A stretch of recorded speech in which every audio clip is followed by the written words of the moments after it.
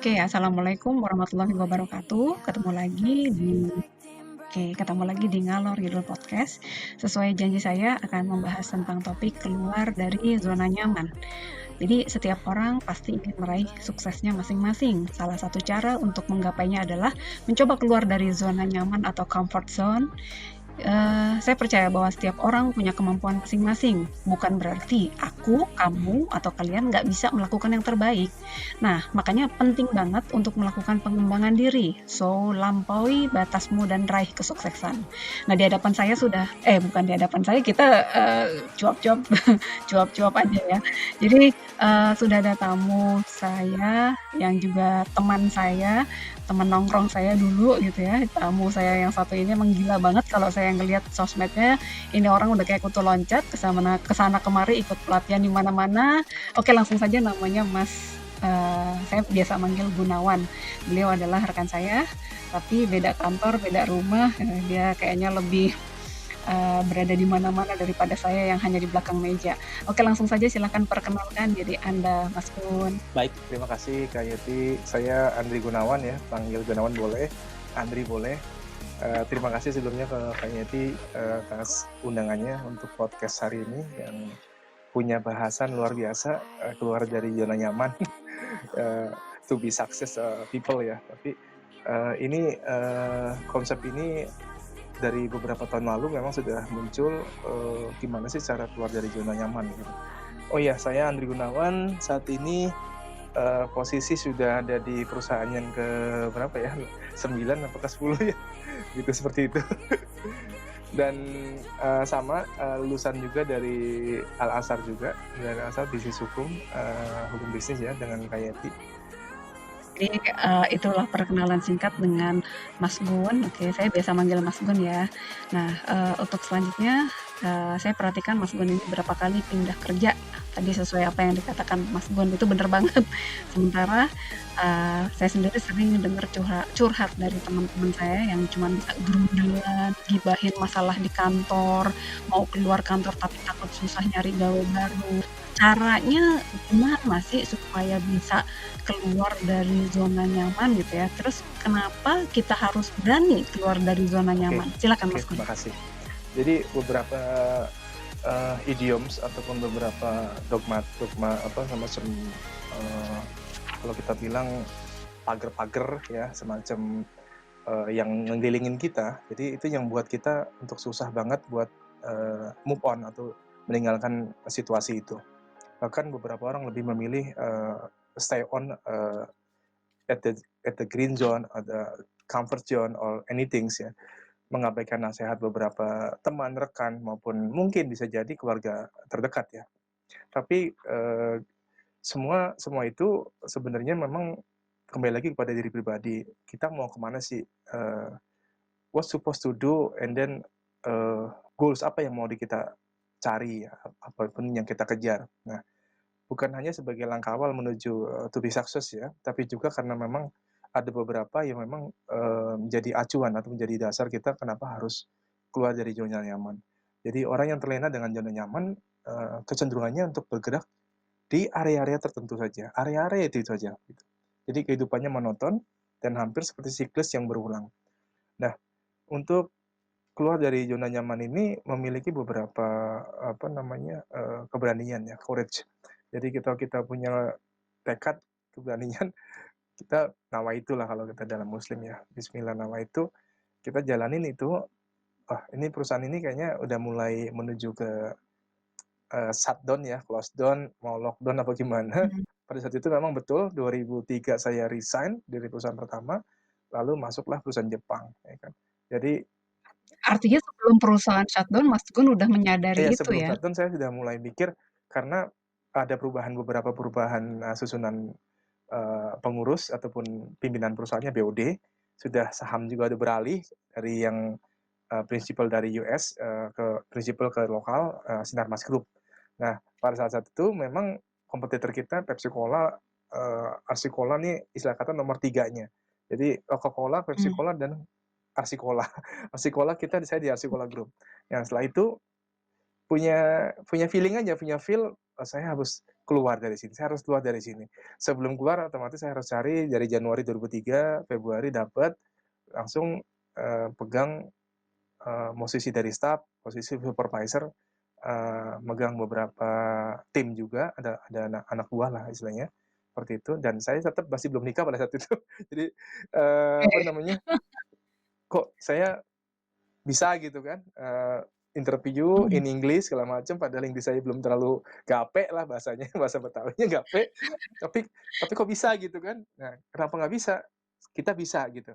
Kita bisa karena kita ada mau, ada keberanian, ada tekad gitu kan.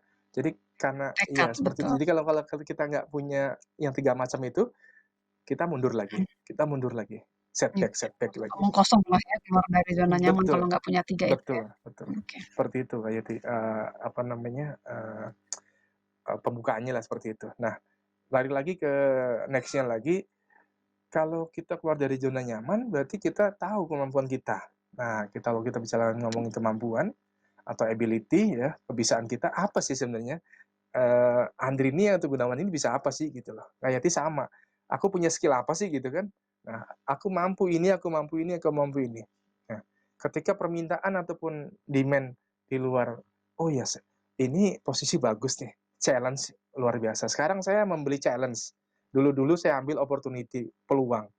Saya 2 tahun, 3 tahun terakhir ini saya ucapkan dari bullying itu pada saat saya keluar dari bullying, saya bilang saya ngikutin apa omongannya, kata-katanya Pak Aditya Warman. Kita jangan beli opportunity, tapi kita beli namanya challenge, tantangan, ya kan. Great challenge, which is next great opportunity, ya kan. Oke. Jadi ketika kita Tapi bisa Mas, beli tantangan, bicara ya, tadi tadi Mas Mas Gun bilang gitu ya, kita harus tahu nih keahlian saya apa gitu betul. ya. Tapi kalau saya seringkali mendengar cerita teman-teman saya itu mereka banyak seringkali terucap ya, "Gue ini bisanya apa ya?" Justru dia nanya gitu ya. Harusnya kan kalau kayak gitu menurut Mas Gun, kalau untuk diri Mas Gun sendiri, Mas Gun sadar nggak sih sebenarnya gue tuh keahliannya gue Ada, apa ya, bisa. gue suka ini, suka itu. Jadi kalau Bisa kita ya? bilang ada 2 macam, cara tool-nya, self assessment sama company assessment. Jadi kalau self assessment kita berarti menilai diri sendiri, ya kan, terhadap apa, orang lain, eee, kita punya pekerjaan, orang lain akan menilai kita seperti apa, itu bisa lihat kita self assessment kita bagaimana. Satu dari misalnya reporting, pekerjaan hari-hari seperti apa, kita mau deadline-nya kapan, kita achieve apa enggak dari situ. Oh, kita bisa Mmm, achieve nih, kita bisa memenuhi sebelum deadline malah. Berarti kita orangnya satu komitmen. Kedua dedikasi, oke. ya kan. Ketiga punya kontribusi, ya kan. Kontribusi apa? Positif, ya kan.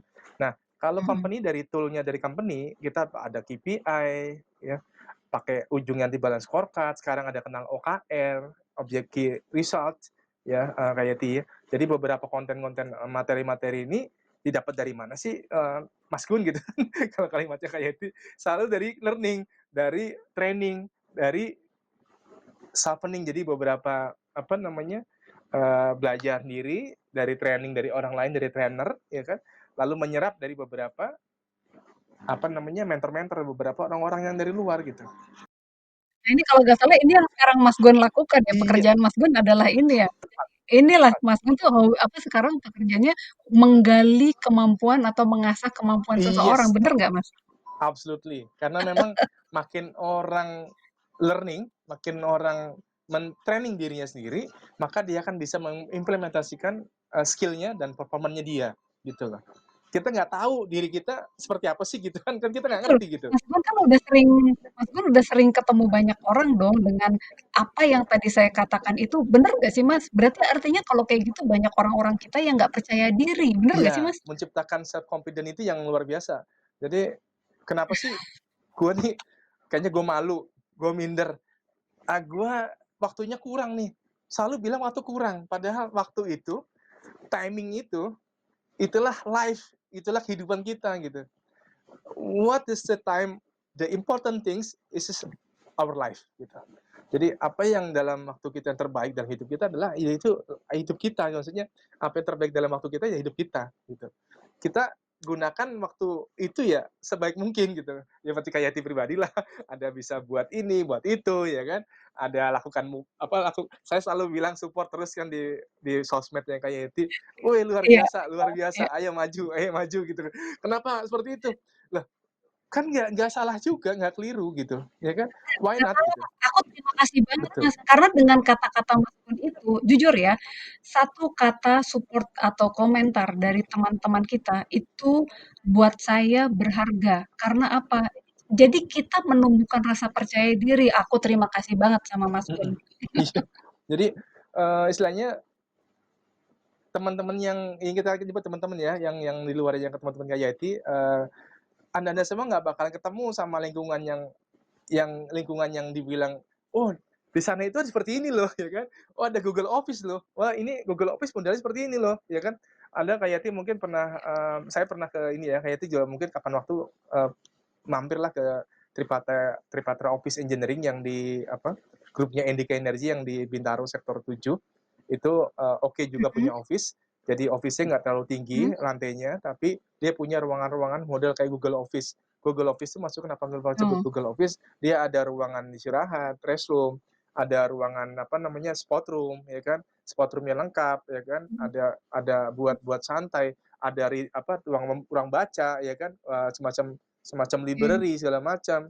Nah, itu kenapa menciptakan seperti itu ketika di office, ketika di kantor, itu membunuh ke membunuh namanya sepi, membunuh boring, membunuh namanya apa ya, gimana, lalu itu menciptakan beberapa ide malah, ya kan, Oh, ide oke, aku gagasan. tahu. Itu mungkin bisa dibilang co-working space gitu ya, Mas, Working ya? place, Semacam itu working ya? zone place. Jadi, area-area tempat yang kantor itu gimana kita buat nyaman, gimana kita buat comfort untuk bisa menciptakan beberapa ide. Nah, inilah yang diilhami beberapa kantor kayak Google, yang di Jakarta ya, apa yang di Facebook, yang di, Tokopedia dan apalagi satu lagi yang, beberapa yang kemarin BINUS sudah mulai ngupgrade ya, kampus kampus yang green campus istilahnya, seperti itu. Mhm.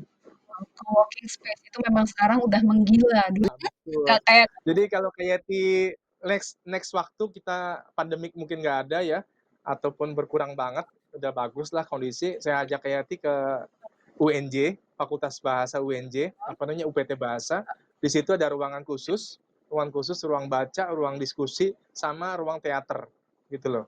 Ruang teater nah, jadi ruang teater, ruang baca itu konsepnya satu one place, satu area gedung ya, mungkin luasnya kurang lebih 10 kali 12 meter persegi, tapi di situ menciptakan kenyamanan pribadi kita, kenyamanan kita kalau saat bekerja. Oh, aku mumet nih, gue mau mumet banget dah, gue mau keluar sebentar. Nah, tinggal ke situ bawa kopinya, kita bawa laptopnya atau gimana ya, senyaman mungkin, lalu kita tetap produktif di situ, gitu loh. Kebetulan saya diminta support untuk ini ya sertifikasinya, uji sertifikasinya, seperti itu. Mhm. luar Iya, biasa. alhamdulillah. Nah, Mhm. oke, Mas. Nah, Itu. di mata saya nih, Mas Gun tuh orang yang luar biasa semangatnya ya. Nah, pasti Mas Gun juga punya tokoh pujaan. Coba siapa, Mas? Kalau saya terus terang konsepnya tetap Sandi Uno ya sama Pak Aditya Warman kalau dari non pengusahanya. Kalau pengusaha tetap Sandi Uno karena memang beliau dari teman-temannya itu maksudnya dari rekan bisnisnya ya, dari rekan bisnisnya Erick Thohir maupun beberapa pengusaha lain seperti yang model apa ketua-ketua HIPMI yang lama atau Pak Fahri Daria segala macam, tetap Pak Sandi Uno ini lebih lebih down to earth. Sandi Uno Heeh, ya, lebih benar-benar kena banget iya, ya lebih di down Mas to Gun. earth banget, lebih enak membumi gitu, dan orangnya lebih mengerti anak muda, milenial ya kan. Walaupun juga usia dia juga sudah di atas sekian ya kan, tapi Mhm. intinya, dia punya punya spirit itu luar biasa, ingin memajukan, bangsa ya, dari kekayaan yang sekarang mungkin dia didapat itu, ya karena kepintarannya dia gitu.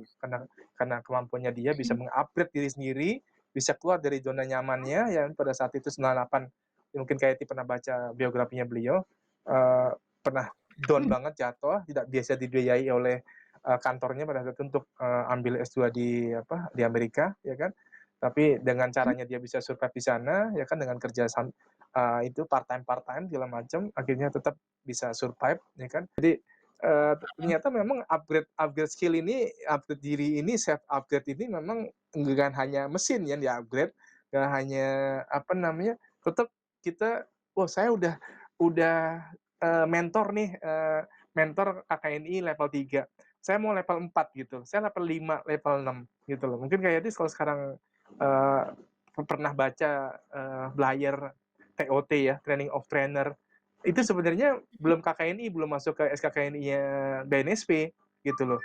Kenapa? Ya karena mereka penyelenggara hanya menge-share ataupun men-share ataupun membagi dia punya skill dan pengalamannya, tapi tidak di-assessment gitu loh, Kak Yati. Oh, Nah, tadi oke. kembali lagi ke assessment. Assessment apa sih? Uji gitu, menguji. Kenapa? Buat kita punya patokannya ada di mana sekarang sih posisi kita gitu kan. Nilai value kita ada di mana sih? Ya, kita ngomongin value nih. Kalau ngomongin value berarti kita ngomongin masalah kita punya outcome, kita punya hasil, kita punya result ya kayak itu ya. Kita punya hasil, result atau outcome. Nah, kalau sudah meng-upgrade diri sendiri, artinya kita sudah berada bukan titik yang sama, titik yang di atasnya lagi gitu. Seperti itu.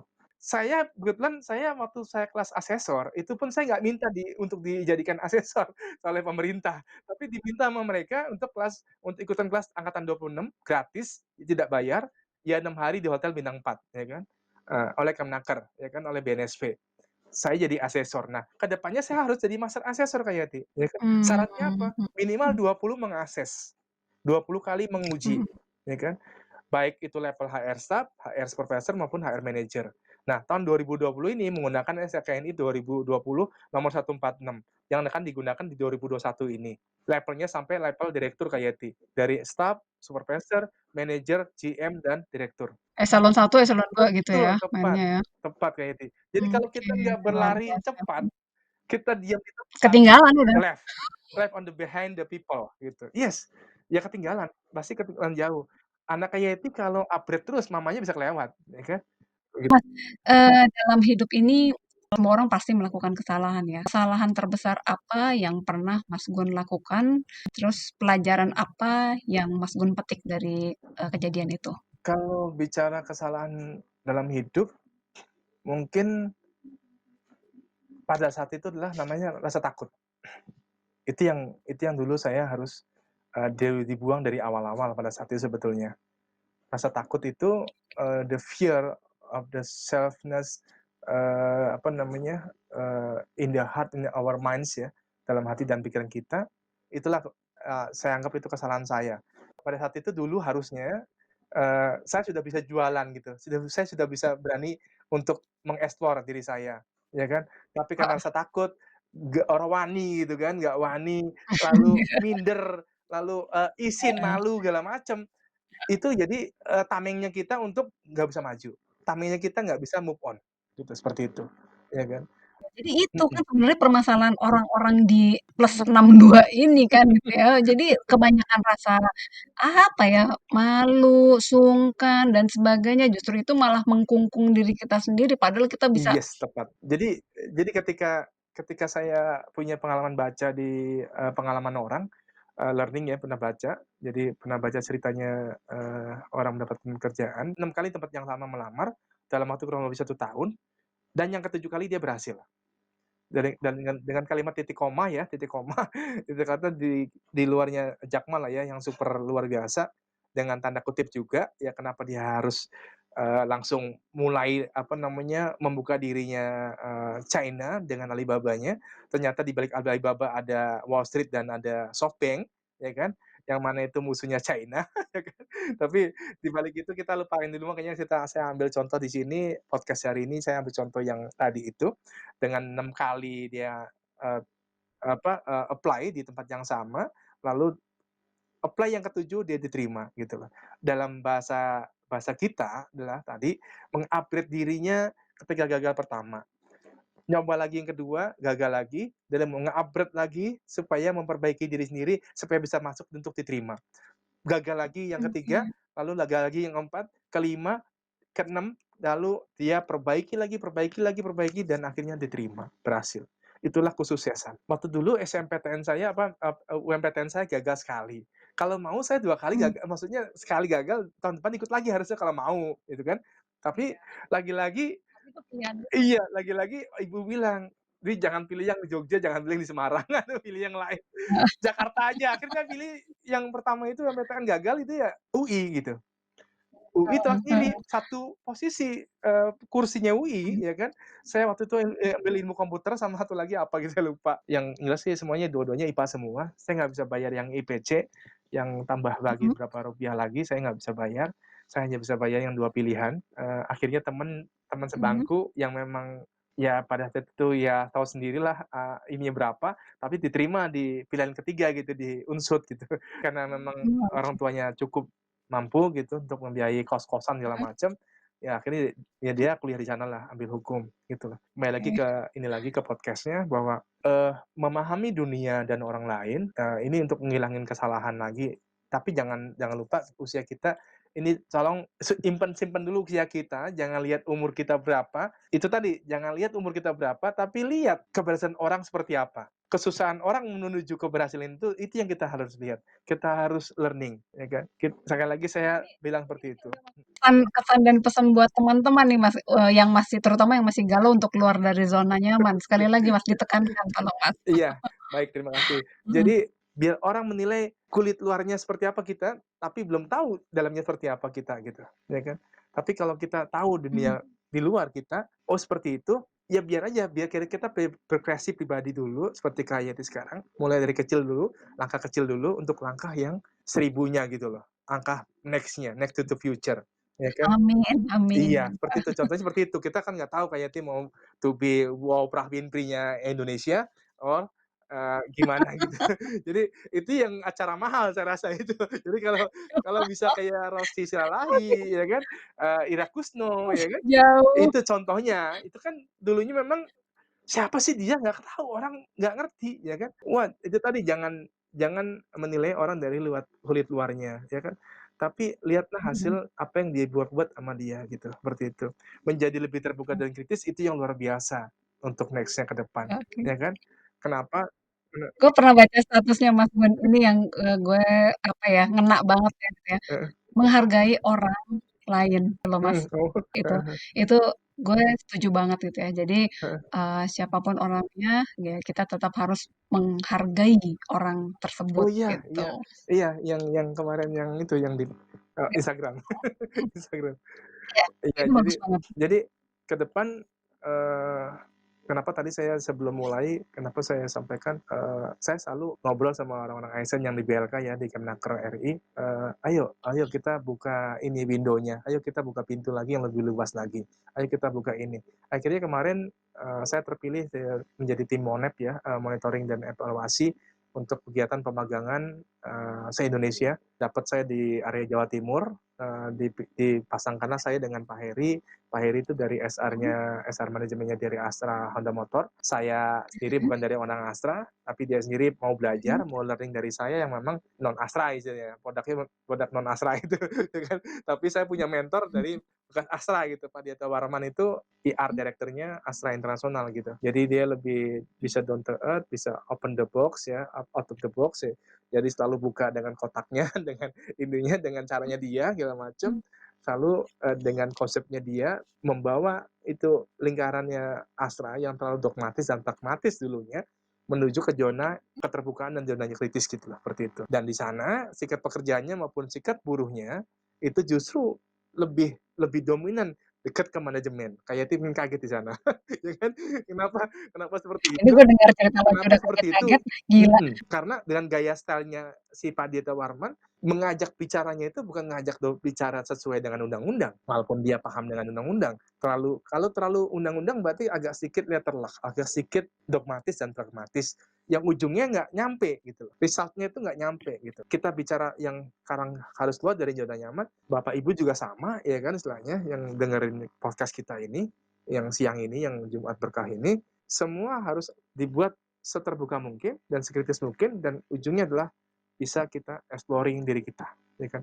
Lambat laun akan membuat kita semua menjadi lebih terbuka dan kritis terhadap kondisi di sekeliling kita, ya kan. Kritis bukan berarti melihat sesuatu dari sisi negatif ataupun jelek, ya kan, melainkan bagaimana membangun analisis berpikir dan to be open mindset terhadap fenomena yang terjadi sekeliling kita gitu. Ini yang kalimat yang closing saya ya, seperti itu. Jadi kunci untuk kita bisa move on, kita bisa keluar dari ini ya seperti itu, ya kan. Dan pesan saya, teman-teman mungkin teman-teman Kayati dari ASN maupun non ASN, tidak ada salahnya ya bahasanya ya, ini di bold line, tidak ada salahnya kita berbuat sesuatu yang baik dan positif menurut kita pribadi, ya kan. Menurut kita Oke. pribadi, jangan menurut orang lain dulu, menurut kita pribadi. Oh ya, ini oke nih, Ya. jualan pecel gitu kan, pecel online ya kan. Kemarin nih Kayati, saya diajakin jualan bakpao. Orangnya teman lama, 2 tahun nggak pernah Mhm. chatting-an, tiba-tiba dia chatting, ngechat, ngajakin kerjasama bakpao. Bakpaonya konsepnya beda Kayati, Mhm. bukan itu dijajain pakai yang itu, gerobak dorong itu sama Heeh. apa, dia pakai Heeh. online. Oke. Bakpaonya Mhm. pakai rasa otentik segala macam, rasa tradisional, dan rasanya berbagai macam rasa, nggak 4 rasa lagi. Nah, aku bingung Heeh. kok tiba-tiba nge-chat aku katanya cocok dengan Kak Gun katanya, KG katanya, ya kan. Waduh. Saya bilang, "Loh kenapa saya?" Lah, Kak Gun kan bisa entrepreneur di bidang konsultan, kenapa nggak entrepreneur di bidang lain? Lah, dia ngajak seperti itu kan challenge, tantangan. Kalau saya nggak terbuka, nggak positif pikiran saya, wah ngapain nih gue dagang bakpao, wah ngapain gue dagang ini, gue kan trainer, gue asesor, gue ini posisi, siapa sih gue ini gitu kan. Yang bisa nilai orang itu orang lain, Mas. Jadi Betul. kita ngelihatnya begitu ya, kayak sekarang ini gua ngelihat, kayak siapa ya yang gua sasar ya, gua Oh, ingat jangan sampai ngelihat lama-lama. orang lain kita dulu seperti apa sih, jangan. Kita berbuat dulu kitanya Iya. seperti itu gitu loh. Biar orang akan Heeh. melihat kita sendiri seperti apa gitu. Tapi kalau, wah nanti orang lain ngeliat wah gimana ya, gue malu ya, gue jontor nih, gue kalah nih, gue kalah kelas nih, ya kan. Padahal semua orang-orang terkenal, semua orang famous people itu berangkat dari zero, iya, from zero to hero gitu. Baik, demikian cuap-cuap kita pada hari ini. Sekali lagi, terima kasih untuk Mas Gunawan. Semoga bahagia, sehat, dan sukses selalu. Amin, amin, ya robbal alamin. Wassalamualaikum warahmatullahi wabarakatuh. Salam.